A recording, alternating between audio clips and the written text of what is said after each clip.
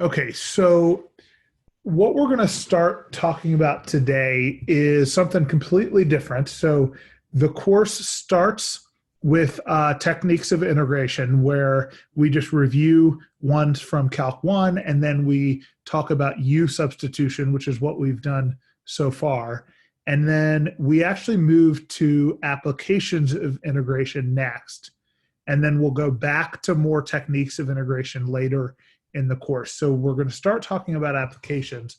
Um, and so today's lecture is going to be a little bit different, or a lot different from what we've been talking about. But I want to start with something really, really basic. So I want you guys to look closely at the screen. And if this is an XY plane, so the Cartesian plane, and I've got the point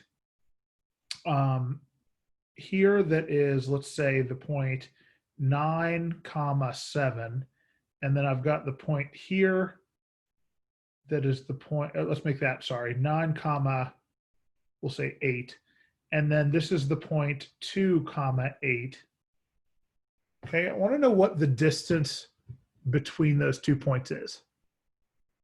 So it should be pretty straightforward. What do you guys think? 7 units. 7 units. Okay, and so he's right. Why 7 units? Somebody want to explain? Yeah, it's from 2 to 9, so it's 7 units. It's exactly horizontal. Does everybody see that? So one way to calculate that's to do 9 minus 2. So in order to calculate that, it's easier than a lot of times because the distance is horizontal. And so to calculate the horizontal distance, it's supposed to be an n. Let's make that actually look like an n. To calculate the horizontal distance, we take the right x value minus the left x value, and the y values are the same because it's horizontal. So that works when we're talking about positive values. Does it work when we start talking about negative ones? So like if this is negative 1 comma 8, and I want to get the distance between those 2 points. First of all, what is the distance between those 2 points? It's supposed to be horizontal, so move it up a little bit. So what is that distance? 3. 3, and one way to do it is say, okay, well, it's 1 unit to there and 2 more units from the y-axis to the point 2,8. Can I use right x minus left x to get that? Yeah, because 2 minus negative 1 is 3. Does that make sense? And then what if they're both negative? Does it work then? So like if I go from negative 1, 8 to negative 7, 8, that should be 6 units, right? And negative 1 minus negative 7 is 6. So this method works for any horizontal distance. And that is really obvious when we're thinking of it this way, or it's pretty obvious when we're thinking of it this way. In harder problems, this is a lot of times what people mess up. And so we want to keep track of that. If you're doing a distance that is exactly horizontal, then the way you calculate that distance is you take the x value on the right minus the left, or the x value on the left. The order does matter. Does that make sense to everybody? Clear? Any questions? All right. And so now I want to talk about the same thing for a vertical distance. So when we talk about vertical distances, what do you think we would do? Or what do you think I could write like this right x minus left x? What could we do for vertical distances? You know?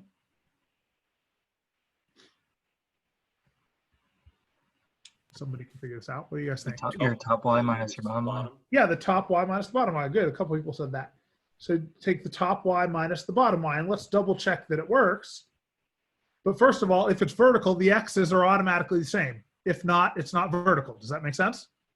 Okay, and so if we go from 2, 8 to say 2 comma 5, then okay, 8 minus 5 is 3, and obviously that distance is 3. Does that make sense to everybody?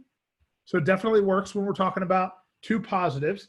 Does it still work for negatives? Yes, because if we're talking about like 2 comma negative 3, 8 minus negative 3 is 11, and the distance should be 11 because to go from here to the x-axis, it's 3, and from the x-axis up to there, it's 8, so it's a total of 11. Does that make sense to everybody? We clear?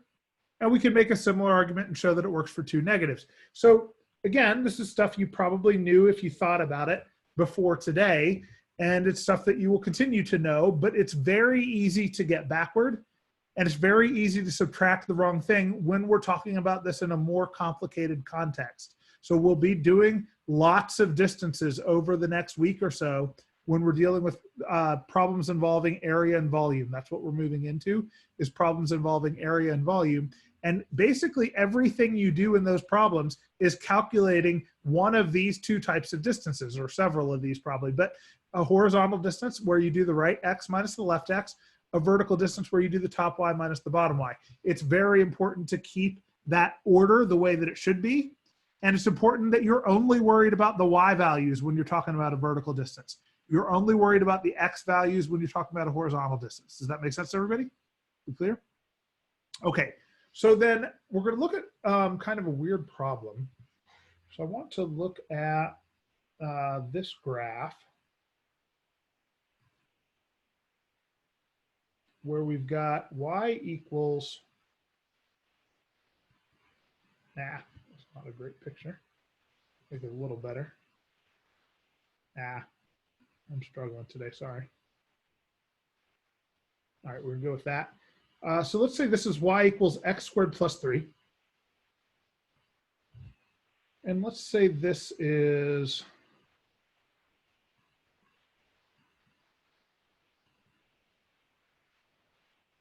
y equals, let's say 53 minus x squared. So this is purposely not to scale. And this is the x-axis, this is the y-axis. And first of all, I want to know, what are these two intersection points before we do anything else? So how could I figure that out? You guys know?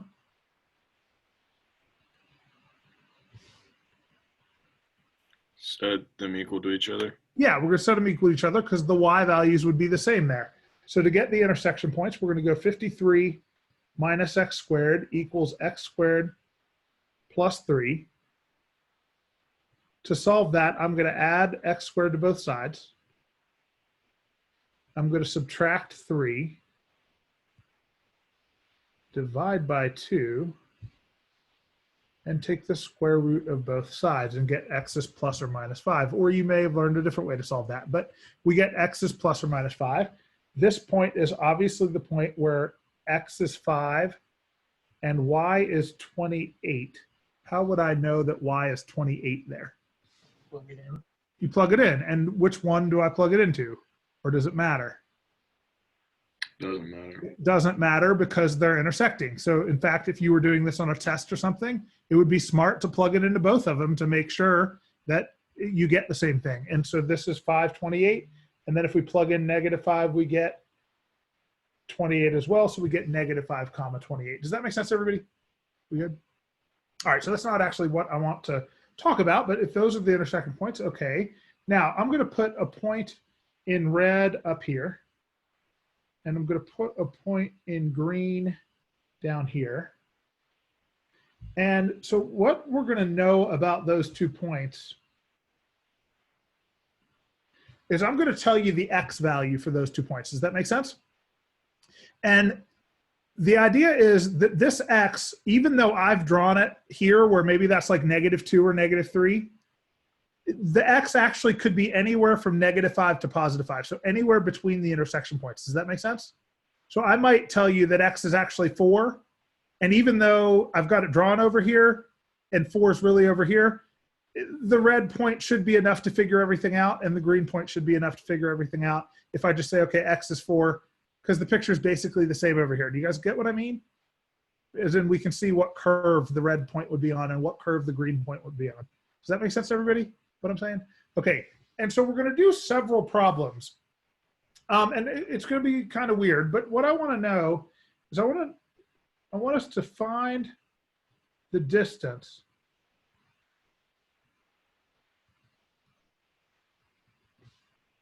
and we'll call the red point A and we'll call the green point B. We're going to say find the distance from the line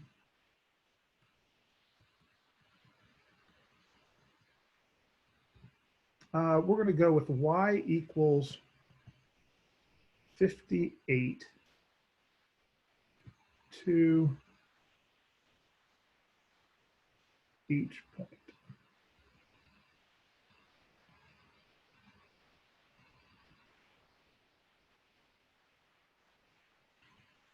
If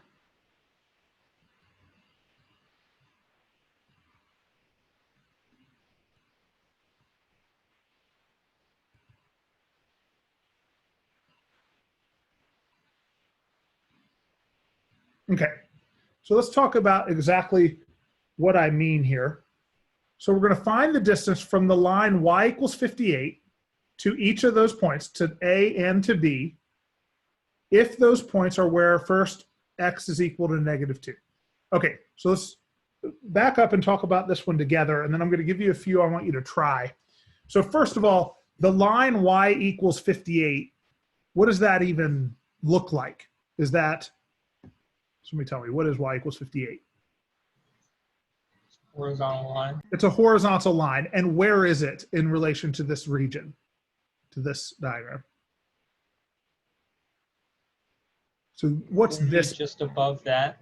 Yeah, it'd be a little bit above this because this is 53. Does everybody see that? So if this is 53, 58 is going to be up here somewhere. I'm going to exaggerate it a little bit and put it up here. And just say, okay, like I said, mine's not to scale, but that's y equals 58. Does that make sense to everybody? But it's important that it's a horizontal line. Y equals 58, it's a horizontal line, and it ends up being above this region. Okay, so when I'm talking about the distance from the line y equals 58 to each point, I'm asking for two separate things. The first thing I want is the distance from the line y equals 58 to point A. And so when I'm talking about that, it's implied that I'm talking about the shortest distance from the point A to that line. So I'm not talking about like from there to there. I'm not talking about way over here. I'm talking about the point from, or the distance from there to the point closest to that on the line. Does that make sense to everybody, what I'm saying? So I mean this distance. I mean the distance from here to there. Everybody get that?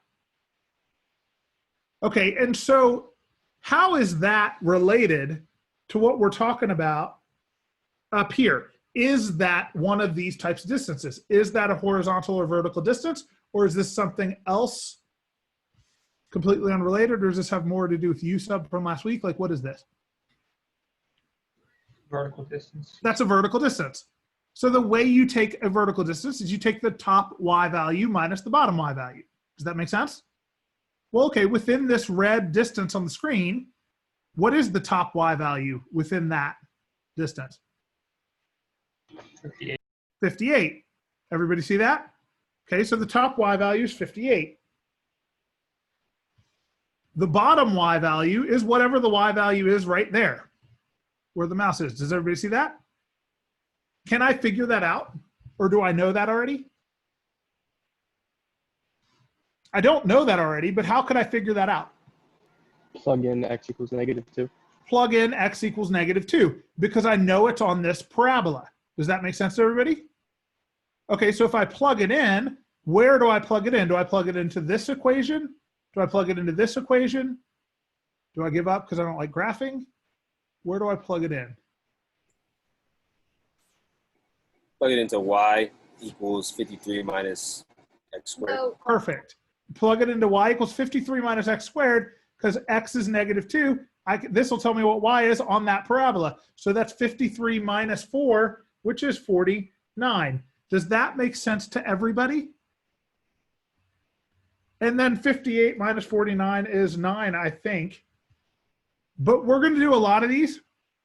And I don't care whether you know how to subtract. I assume that you can do 58 minus 49 and get 9. Does that make sense? Okay, the point of what we're doing today is not how to get 9. The point is, how do I get the two numbers that I'm subtracting? Okay, so how do I know it's 58? How do I know it's 49? Where are those numbers coming from? Why am I subtracting in that order? Does that make sense? Okay, that's what I need you to think about. I don't care about the answer 9. I care about why it's 58, why it's 49, why is it 58 minus 49 and not the other way around, and how do we figure all this out? Does everybody follow what I'm saying? Okay, so what I want you to do is write down the distance from that line to the point B. So I'm not talking about this distance anymore. I'm talking about the distance from the line to the point B, which is like from here to there. And sorry, it's not a perfect diagram, but from there to there. And so write down what you guys think it is and check it with me in just a minute. I'm going to give you 1 minute, but please try it.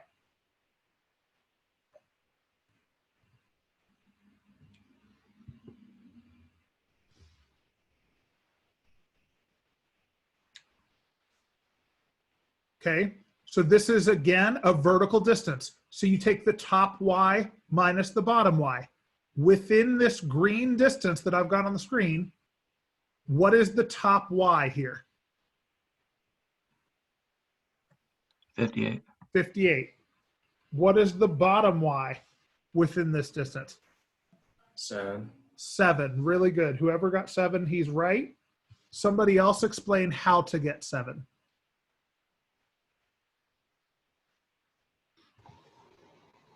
You just plug in -2 to x squared plus 3. You plug in -2 to x squared plus 3. Is everybody clear why? Okay, why is it in this order? Why 58 minus 7 and not 7 minus 58 or something else? Top minus bottom. Because it's top minus bottom. Does everybody follow that? Any questions? Okay, and then 58 minus 7 is 51, but that's the least important part of the answer. Clear? Okay. So now I want you to do the same thing.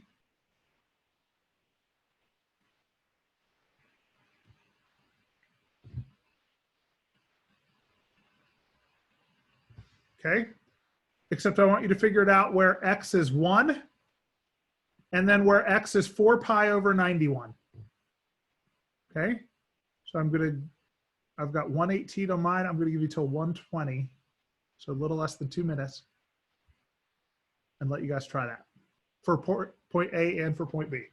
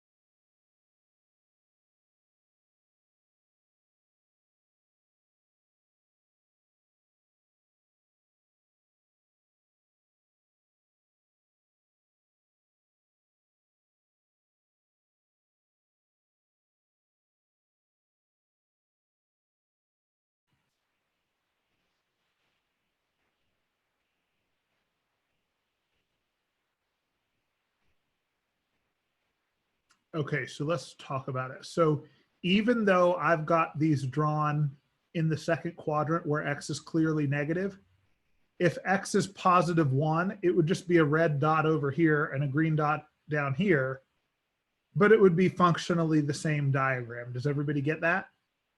Okay, and that's actually important to think about later, that anywhere between -5 and +5, that red dot would be the same whether I drew it over here where the mouse is or where I actually drew it, but we'd get all the same answers. Does everybody see that? As long as we specified the x value. And then same thing for the green one. No matter where I put it in here, whether I put it right over here where the mouse is or down here where the mouse is or where it actually is, as long as I told you an x value between -5 and 5, that diagram would be good enough no matter where I put it in that region. Does everybody get what I mean by that? Okay, and that's actually very important to think about later. So if we're not sure what I mean, maybe we can talk about that some more, but I think we do. Okay, so if I'm looking at point A to the line where x is 1 though, that's a vertical distance. So I'm going to take the top y minus the bottom y. The top y is still 58 within that red distance. So it's 58 minus, the bottom y is now 52 rather than 49. And so how did I get 52?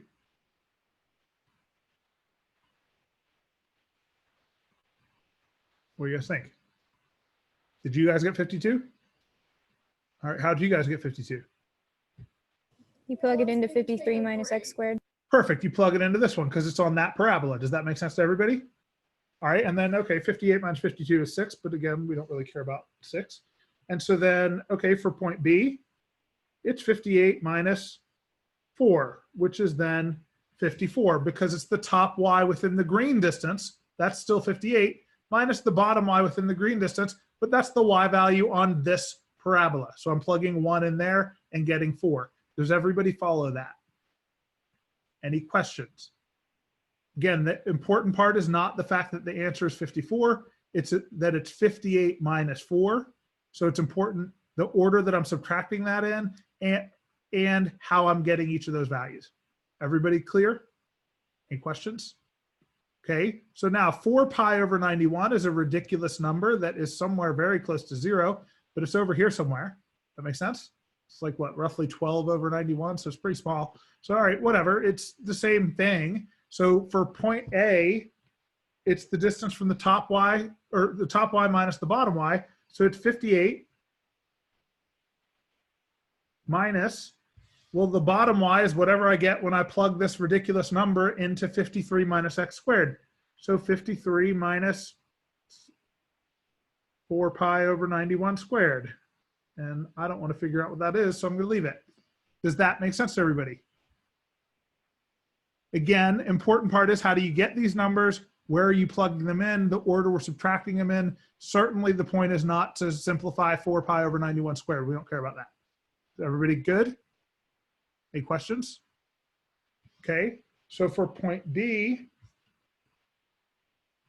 it's 58 minus, and now it's the y value on the bottom. So it's the y value here, which means I'm going to plug in 4 pi over 91 to that parabola and get 4 pi over 91 squared plus 3. And then again, of course, the point is not simplify that. The point is how to get that. Does everybody follow that?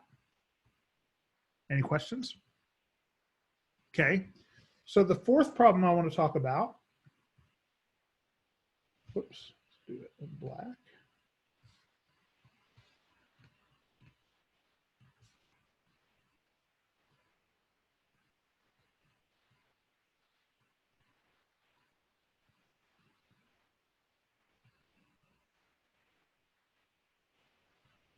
Okay, so let's work this together, and then on the next sets, I'm going to have you guys do this part on your own. By far the most important part of this is this fourth question. So rather than doing it for individual numbers, what I want us to do is I want to figure out a formula that would give us these distances for any x value between the intersections. Does that make sense? So rather than saying this is x equals -2, or this is x equals 1, or this is x equals 4 pi over 91, or whatever, I'm just going to say, okay, this is at x. And the only condition on x is that it's between -5 and 5. So let's look at A together, and I'm going to let you guys do B. So the distance from this line to this point A is still a vertical distance. Does that make sense to everyone? So I'm going to take the top y minus the bottom y. Well, the top y is still 58 because we're on the horizontal line up here. Everybody good? Okay, so for point A, it's 58 minus the bottom y is whatever the y value is when x is just x.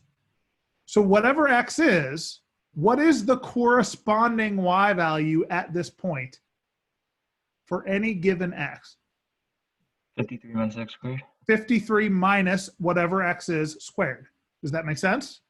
So then it's 58 minus the quantity, 53 minus x squared, because that is the y value at this x value. And that's exactly what happened here, right? And that's actually exactly what happened here, except that we could do that math in our heads. Does everybody follow that? We clear? Okay, now that happens to simplify to x squared plus 5. But just like up here, this answer is not nearly as important as the two things we're subtracting and the order we're subtracting them in. Does that make sense? Everybody clear? Now later, when we're putting these into integrals and having to evaluate the integrals, we're going to prefer to deal with x squared plus 5 to this. But the important thing is getting this first, and then everybody knows how to distribute and combine like terms, I assume. Is that true? We good? Okay, so now you guys write it for B and check it with me here in about 30 seconds. Okay.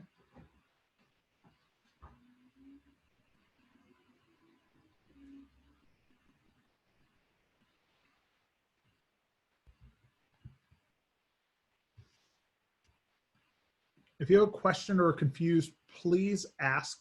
You can unmute yourself or you can put it in the chat.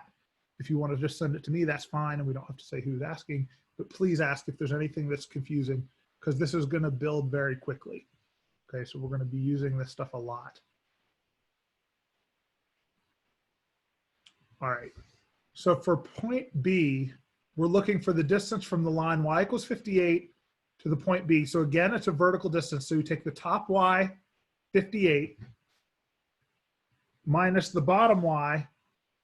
Well, we don't know the x, but we just say, okay, it's x. So then whatever the y is, it's what you get when you plug it in here. So it's x squared plus 3. Happens to simplify to negative x squared plus 55, but the point is it's top y minus bottom y. Parentheses are important because you distribute it and combine like terms.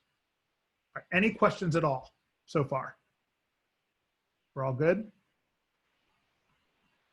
Okay. So now what we're going to do next is the same diagram. And so you organize your notes how you would like. But we're not going to do y equals 58. We're going to do the same set of 4 problems. If you don't have this and want to screenshot it real quick, do that.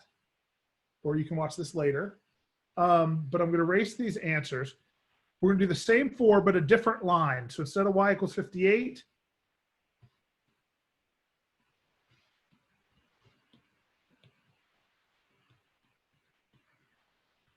I want to do y equals 2. And I'm going to give you guys about 2 minutes because I would like you to try all 4 of them for y equals 2. Okay? And keep in mind, y equals 2 would be a horizontal line under the region. Okay? So horizontal line under the region. You've got 2 minutes. Try all of them and then check it with me in a couple minutes.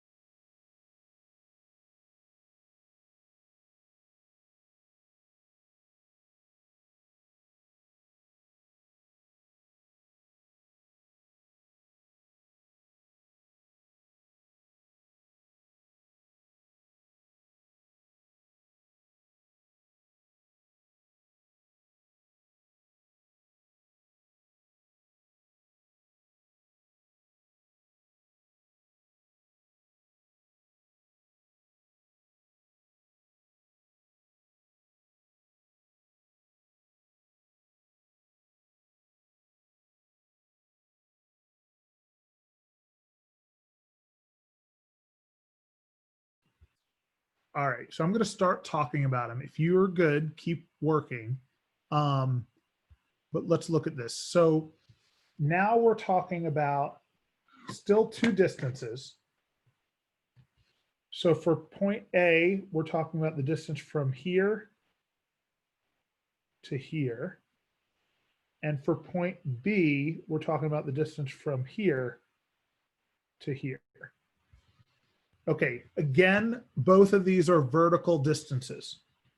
So when we're talking about this first problem, we're talking about the distance from here to here. We take the top y minus the bottom y. And what we know is that x is -2. Well, this time the top y is at the point A. So the top y is 49 because I would plug -2 into here in order to get 49. So we're doing 49 minus whatever the bottom y is. Does that make sense to everybody? Within that red distance, what is the bottom y? Is that 2? Is it 7? Or is it something else? Is it -2? So within this red distance, what's the bottom y value? What do you guys think? 2. 2. All right, because it's on the horizontal line, y equals 2. So we get 49 minus 2, which is obviously 47. But again, important that it's 49 minus 2 in that order and how we got those numbers. Is everybody clear on that? Any questions? Okay, so for point B, it's the distance from here to here. Again, a vertical distance. So we take the top y minus the bottom y. Within that distance, this is the top y. That y value happens to be 7. How would I get that? Plug -2 into this equation, y equals x squared plus 3. Does that make sense? Okay, because it's on this bottom parabola. So I do 7 minus the bottom y value is 2.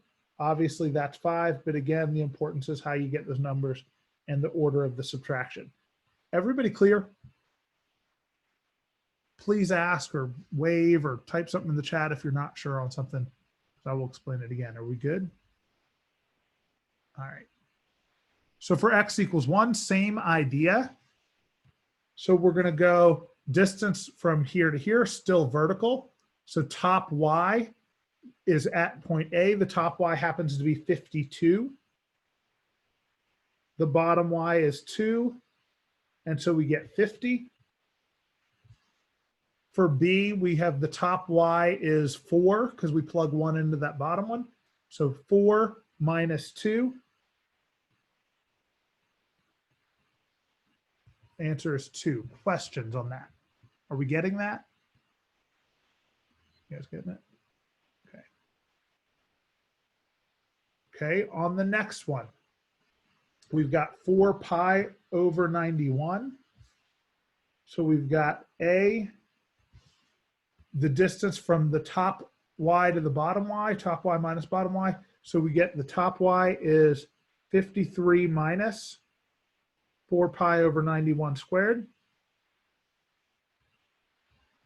Minus the bottom y is 2, and I choose not to simplify that. Does that make sense to everybody? Good. All right, and then for point B, the distance from this to this, top y is 4 pi over 91 squared plus 3, and the bottom y is 2. Everybody good? Questions? All right, and then when we talk about a formula for x, that's basically, if we haven't noticed yet, basically the same as this one because we can't simplify this one much. And so for A, it's the top y minus the bottom y. Well, for A, the top y is 53 minus x squared. The bottom y is 2, and we can simplify a little bit. It's negative x squared plus 51. But the important part is the order of the subtraction from the beginning. Does that make sense to everybody? We good? Okay. For point B, top y minus bottom y is top y is x squared plus 3. Bottom y is 2.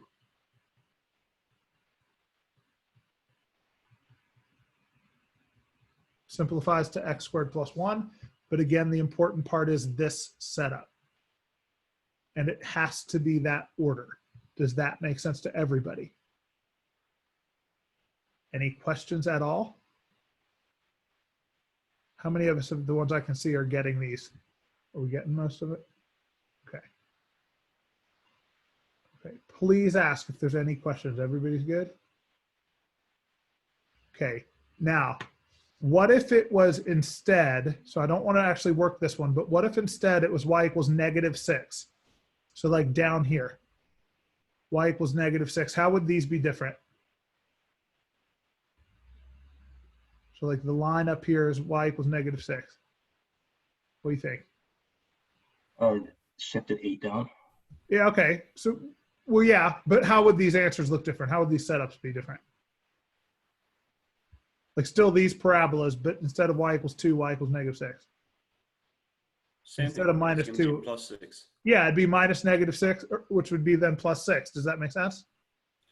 Everybody clear? Okay, what if it was the x-axis? What if it was the distance from the x-axis to these points? Instead of 49 minus 2, what would it be? 49 minus, what's the y value on the x-axis? 0. 0. Does that make sense to everybody? Okay, it'd be 49 minus 0. Down here, it'd be 53 minus x squared minus 0, not minus x. It'd be minus the y value on the x-axis. The 2's would become 0's. Does that make sense to everybody? We clear? Okay, the lines up here are going to be like the first set. So if it's y equals like 90, it's 90 minus each of these things rather than this order. Does that make sense to everybody? Okay, now that covers all horizontal lines that are either above or below the region. We understand that? Okay, I want to look at sets where we're talking about vertical lines. All right.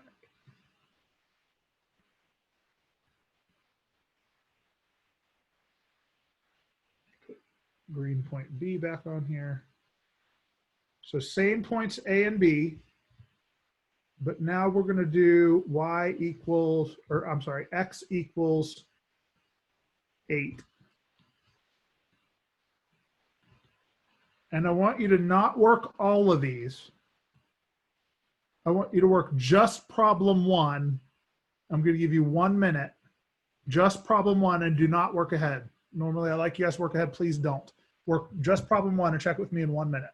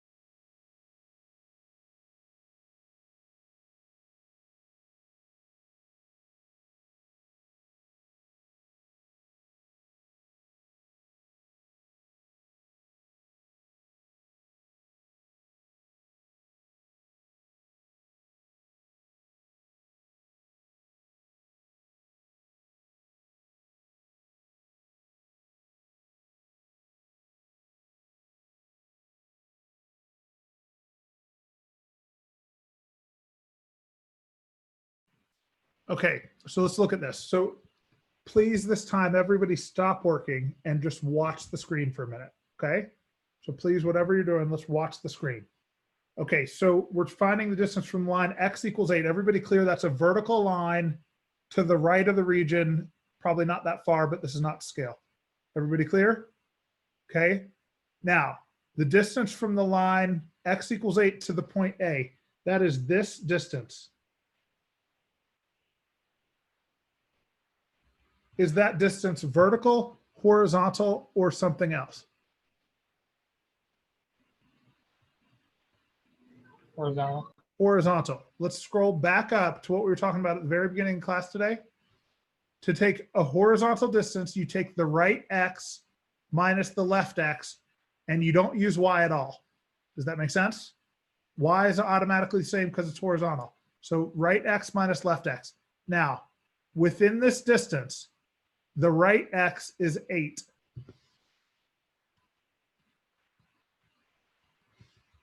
What is the left x? What is it, 49 or 7 or something else? -2. -2. He's right. It's -2. Somebody else explain why the x here is -2 and not 49. Why is x -2? Since it's a horizontal line, you don't have to deal with y values. So it's Yeah, just the you x don't values. deal with y values. 49 is the y value. The x value is -2. It says it right here, x equals -2. That means x equals -2, which means x is -2, not 49. Does that make sense? Everybody clear? Okay, so it's 8 minus -2 then, which of course is 10.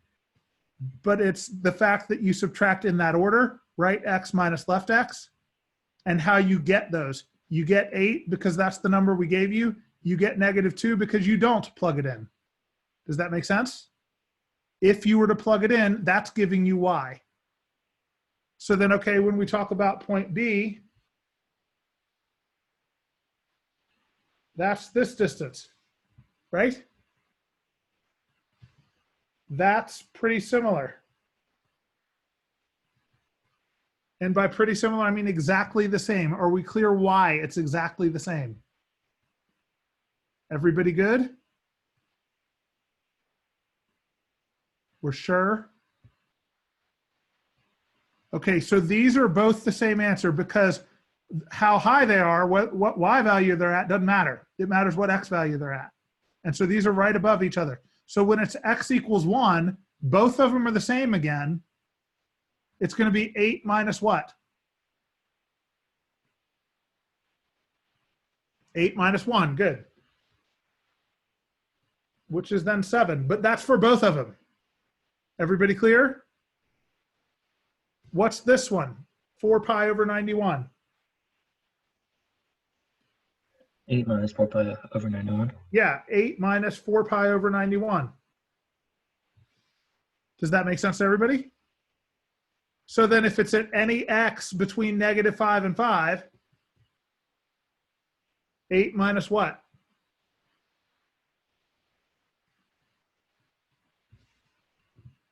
It's just 8 minus whatever x is. It's not 8 minus x squared plus 3 because x squared plus 3 is y. We want x. Everybody clear? So if we tell you x, you just use x. It's 8 minus x. We sure? Everybody good? Now, this is technically easier than the others. It's also easier to mess up because when you're doing this in harder problems later, it seems too easy. Does that make sense? Everybody wants to put 8 minus x squared plus 3. Not right, because that's the y value. We clear? Everybody good? Okay, what if it was x equals 30? What would it be? If it was x equals, yeah, 30 minus x, or 30 minus each of these. Does that make sense? Okay, now listen closely. So x equals 8 is 8 minus x. X equals 30 is 30 minus x. What if it was x equals -4? Like, oh, well, no, not -4, -10, like over here. It'll be x minus -10. Yeah, so if it's over here and it's x equals -10, then it's right minus left. So now it's x minus -10, which of course simplifies to plus, but distances always start as subtraction. Does that make sense? And the order matters. And so here it'd be like -2 minus -10, 1 minus -10, and that order would matter. Everybody clear on that? Any questions so far? Okay, one more set, and then I want to talk about a bunch of stuff dealing with the test and what's coming up next in the class.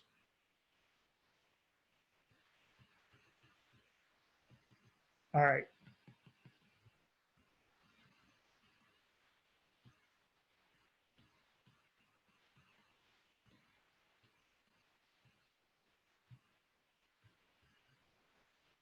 Okay, so now this set, instead of from the line to each point, I want to know the distance from A to B.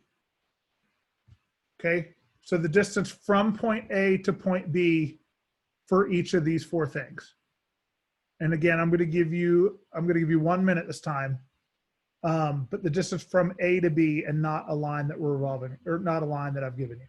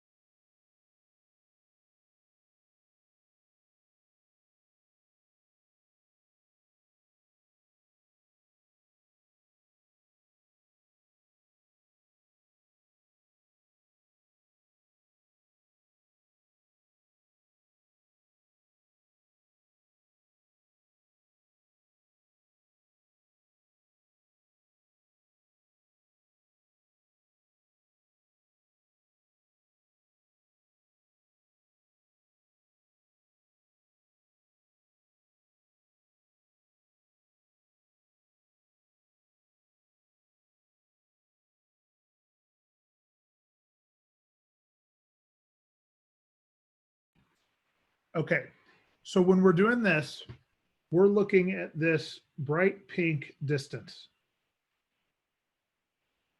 Okay, so the distance from A to B, is that distance vertical, horizontal, or neither of those?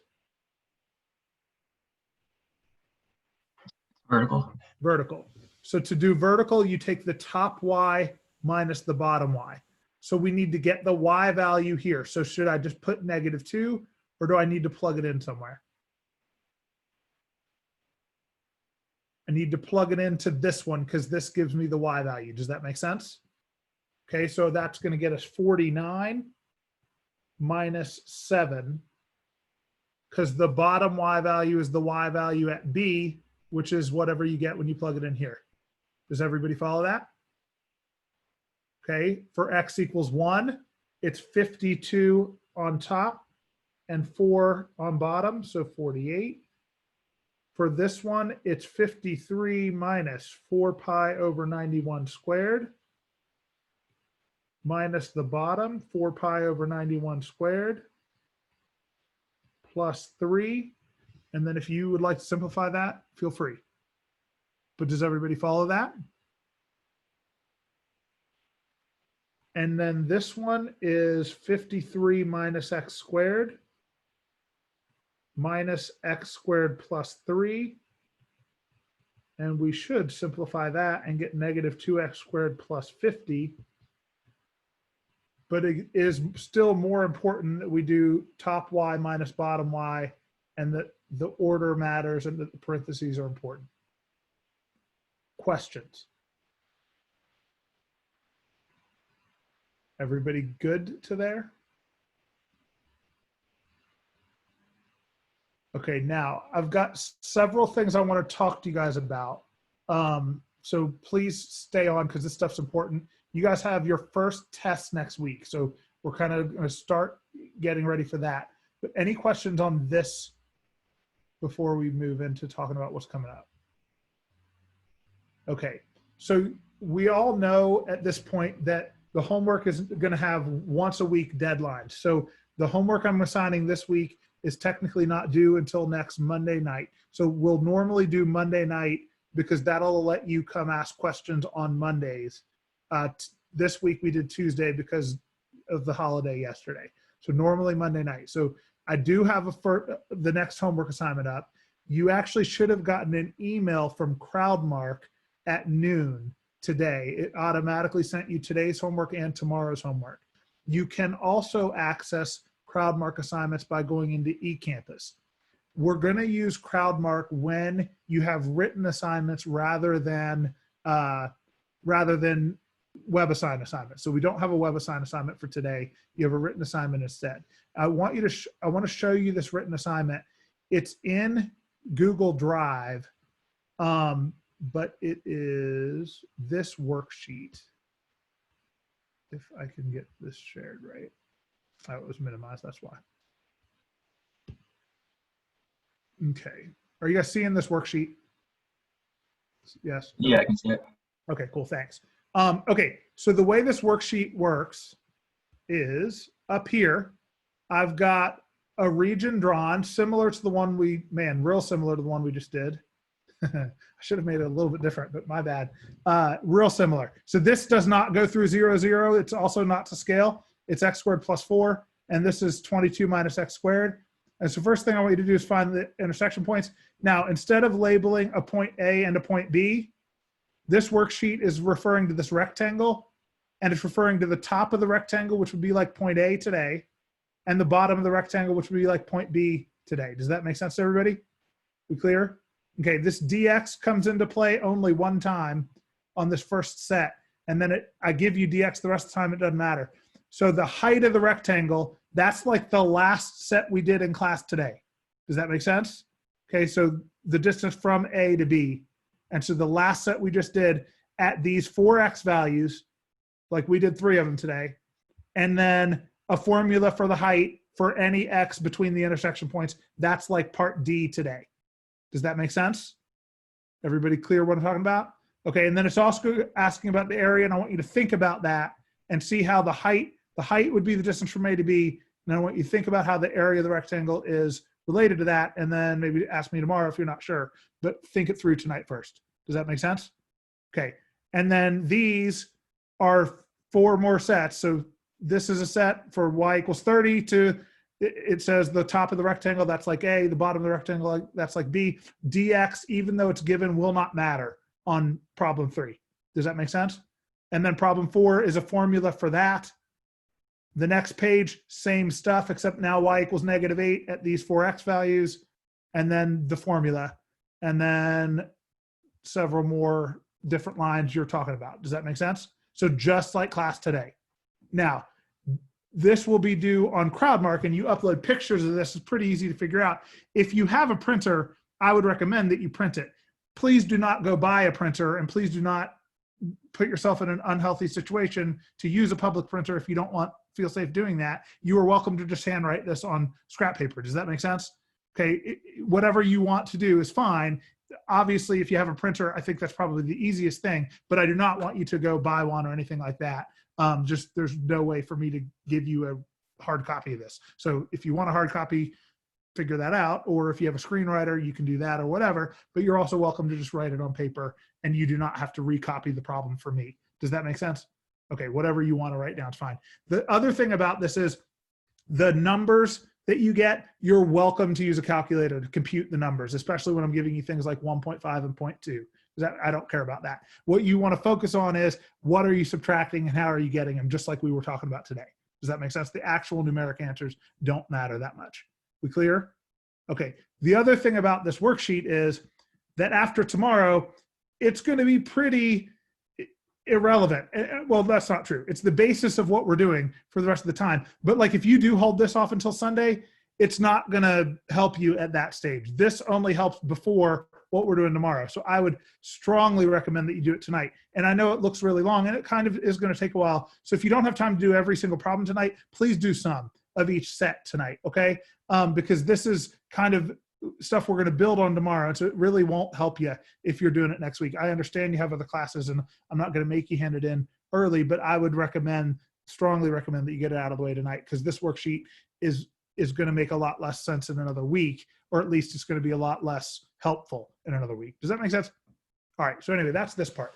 The next thing I do want to talk about though, is, well, 2 things. I want to show you the Google Drive real fast. And so what we're moving into is area volume, which is what this is the basis of. And so, okay, if you look at the Google Drive, when you go in there, you should see course information like you always do. Unit 1 is stuff that we will add to later. So it has the basic integration stuff, and then U substitution. It has like all the U substitution stuff. Handouts with solutions for that stuff that I don't think any of it was required, but you had WebAssign for that. And then unit 2 is applications of integrations, what that says if you saw the whole title, applications of integration. And so if you click on that, we're now in there. Intro to volume and area, the worksheet that I just pulled up is here. It's volume and area intro. So the first one in this first folder. So that's where you get that. The graphing review handouts. So when we're doing area volume, there are going to be a ton of problems that say, consider the region bounded by y equals square root of x and y equals e to the x, or y equals natural log x and y equals x squared plus 7. So you're going to have to be comfortable graphing that stuff. It is assumed by Calc 2 curriculum. So when the course is set up, it is assumed that you come in comfortable graphing all of that. So graphing parabolas, graphing lines, graphing trig functions, graphing e to the x, graphing natural log, graphing a lot of stuff. That's assumed by the course. That is not necessarily assumed by me, but because of the structure of the course, there is not class time to review that. Does that make sense?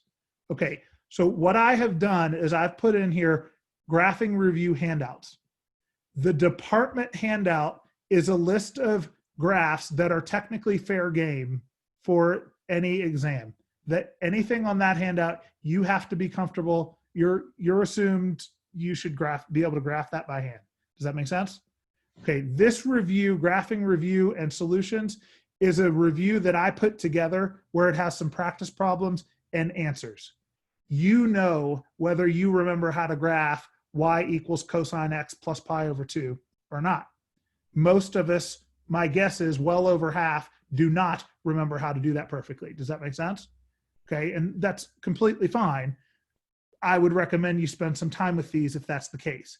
If you want to spend some time with me on that, I'm happy to do a session on that. Probably next week would be better, or later this week if people are interested in that. And because of time, we'll try to set that up tomorrow after class. So if you come to lecture tomorrow and you want to set up a review for graphing that we do over Zoom, I'm happy to do that. Just stick around after the lecture tomorrow and we'll figure out when. If you can't attend the lecture tomorrow and you would like to do a review, send me an email saying, hey, I would like to do the graphing review, and I'll try to get the best time for as many people as possible. And then I'll record it and post it just like I record and post all the other lectures. Does that sound good? Okay, because the graphing it's a problem for some people. It's a problem for a lot of people. And so it's nothing you should feel bad about, but it is stuff that we have to assume you know. And I'm trying not to assume you know that, but the standard lectures will assume you know that already. Does that make sense? Everybody clear? Okay. So the other thing about the test is that it is going to be open note, which means that you can print anything that you want and you can hand copy anything you want as far as handouts. Okay. You are going to be required to use methods that have been taught in this class. So if you are hand copying solutions that Wolfram gives you, that's more than reasonable. But if Wolfram's solution or Mathway's solution does not match what we're doing in class, that's not acceptable on an exam. Does that make sense? Within reason. Like if your U substitution's a little different from mine, that's fair. But if you're using a series to evaluate and we've never done that, that's not reasonable. Does that make sense to everybody? Or when we're doing area volume, if an online resource is using double integrals, which is something you do in Calc 3, that's not allowed on our exam. Does that make sense to everybody? Not that you have to follow my methods exactly, but it has to be within reason for the class. And so the stuff I'm talking about, Mathway and Wolfram and things like that, I'm happy for you guys to use those to check yourself as you're doing homework. You're not allowed to use those on exams. And just be careful that they do match more or less what we're doing in class. If it's a slightly different approach, that's okay. But if it's way off and if it's material we've never covered, that's not okay. And if you're unclear, then let me know and I'm happy to look at something and say, hey, Doug, have we actually talked about this? I'll be happy to say yes or no. Is that fair with everybody? Does that make sense? Okay, but the reason I'm telling you now that it's open note is that you should start getting your notes organized now. Get your handouts organized, make them so that it's very usable. when you take the exam, you will be timed for 90 minutes. Meaning that when, okay, Micah, you're the first one showing up on my screen, so I'm picking on you. Micah, if you decide to take the exam at 3 p.m., as soon as you open it, you only have until 4:30 to finish it. Does that make sense? You'll have a 24-hour period next Thursday. You can take it at whatever time you want. You need to start by 10 p.m. so that if something goes wrong, you have a few minutes to get everything set up. But you have to submit by 11:59 p.m. Does that make sense? So if it works for you to take it at 9 a.m., okay, take it at 9 a.m. But then as soon as you open it, you get 90 minutes. The reason I'm telling you that is because that means you want your notes organized. You're going to be able to use the notes, and I think that is very helpful. I think what's more helpful is the process of organizing those in the next week that you guys will do. So I would please take some time to organize your stuff and really go through the stuff. I gave open note exams over the summer, and the open note part really did not help very much because a lot of them did not get organized. And I think I didn't do a good job of telling people this, that, you know, you really need to organize your stuff. And it's because you're not going to have time to sit and find 3 examples that are exactly like the problem you've got. Does that make sense? Because of the time limit. And so really spend some time, get formulas together that you want. Normally I would tell you to memorize those 11 forms. You don't have to memorize those 11 forms if you don't want to. I think you probably know most of them, but like have that formula sheet printed out or write it down if you don't have a printer. Like you don't have to have a printer, but the rule is that you're going to have the stuff on paper that at least unless something changes, even though it's open note, you are not allowed to use electronic resources, which means you cannot have PDFs pulled up. Does that make sense? And you also cannot like be sitting on your phone while you're taking the exam either. Does that make sense to everybody? Okay. Like I said, this is the first time we've done this in a major semester in this way. So we're still working with it, but I'm trying to give you guys the best way to kind of get prepared. And what you really should start doing is, because we're done with the integral part for this exam. So start organizing that stuff. We could have had a test like today or tomorrow on the stuff that we've covered through last Thursday. We're done talking about that. So like start getting that organized. We're just starting into area volume. That'll take us through about next Tuesday. I'm hoping we'll be done next Tuesday because that stuff will be on the test. I'm hoping Wednesday will be a review, and then obviously nothing from Thursday will be covered on the exam. Does that make sense to everybody? Okay, but this will cover through area volume. Last thing, and then I will let you go, is this Friday, I am going to have a session. It's not going to be a lecture, but it's going to be a problem-solving session where I'm going to basically work through a worksheet with you guys, okay, of a set of area volume problems. I think it will be very helpful. If you can attend live, I would recommend it. If you don't want to attend live because it's Friday, don't blame you at all. I'm happy to take Fridays off too. So I'm going to make it available for you to attend Friday during the normal time at 12:30. I will record that problem solving session, but it's less of a lecture and more of, okay, we've covered everything. Let's pull it all together and do some problems where we just do it all together. Does that make sense? Okay, that's the plan for Friday as of right now. If that changes, I'll let you know, but I will post that to YouTube so you do not have to attend if you don't want to. I do think it will help if you can. Jordan asked in the chat, are calculators still not permitted? As of right now, no calculators on the exam. If that changes, I will let you know that as well. So as of right now, the rule is no electronic resources, which would include a calculator, and that would include anything online, like a WebAssign, or obviously you use WebAssign, but you can't use Mathway, and you cannot use like Wolfram Alpha or any of those. Okay. Any other questions? Yeah, real quick. For the homework tonight, are we to upload them as a PDF? That's the easiest. So when you guys do CrowdMark does the best when you like get a PDF scanner on your phone that's free. Like, does anyone know what those are called? I always forget what they're called. There's an Adobe Scan that's really good that converts everything to a PDF. Okay, yeah, Adobe Scan I think is free on most cell phones, right? And then I forget the one that I have because I don't think I have that one. But I have another one. Like if you just search in your app store, like on Google or on Apple, if you just search PDF Scanner, there are some free ones that are actually pretty good. I think mine's called Cam Scanner. And anyway, it will put together a PDF. You don't have to have a PDF for CrowdMark, but it works better when you have a PDF. You can also just upload pictures. Does that make sense? Yep. Okay, if you're using pictures, it's definitely better if you like airdrop the pictures to your computer and then upload from your computer. But you guys figure out the best that works for you. Just the one thing that you do have to be careful of is you have to make sure that you rotate everything correctly. Not that I would normally care, and on a test I actually probably won't care, but it's not me grading these homeworks. It'll be a TA that's grading these, and they're grading like hundreds of them. So it's not right to have yours upside down and when they're in the middle of 100 of these. So please, you all take the extra couple minutes to make sure that the pictures are facing the right way, because like I said, they're a TA grading like 100 sets of these, and it's just wrong for them to have to flip your picture every time. Does that make sense? So please try to do that. The first time or two, I'm not going to let them take points off for that, but then after that, if you're rotating the pictures wrong, they may take off a point or two. Okay, so please don't do that. And like I said, it would not be me being picky about that. It's because they're grading so many. That's just wrong. Fair? All right. Other questions? But yeah, PDF is the best way if you can get it to work. If you can't, pictures are fine. It's just sometimes a little slower, clunkier.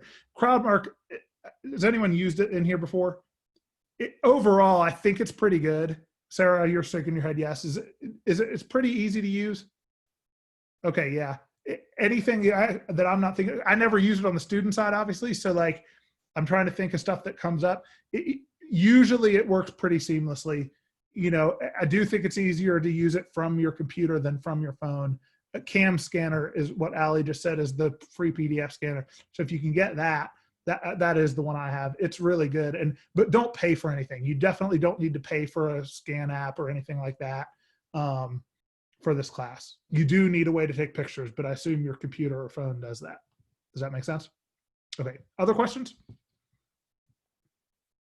Okay, if you have last minute stuff, just stick around. If not, I hope I'll see you tomorrow. Tomorrow's 12:30 again, Tuesday, Thursday, 1 o'clock, Monday, Wednesday, Friday, 12:30. Thanks for coming. If you have questions, stick around. If not, I will see you guys hopefully tomorrow. And I'm going to step up, turn on this fan because it's hot in here. But feel free to say if you do have stuff.